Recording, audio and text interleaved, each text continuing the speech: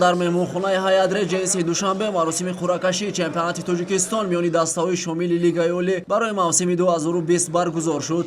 Дар маросими мазкур роҳбарияти федератсияи футболи тоҷикистон, намояндагони дастаҳои иштирокчӣ ва беҳтарин футболбозон ва дигар меҳмонон иштирок намуданд. Сухани ифтитоҳиро ноиби президенти федератсияи футболи тоҷикистон Алишер Урунов оғоз намуда дар мавриди бурду бохте ки дастаҳо дар соли 2019 доштанд ва вазифаву нақшаҳо барои соли 2020 ибрози назар намуд.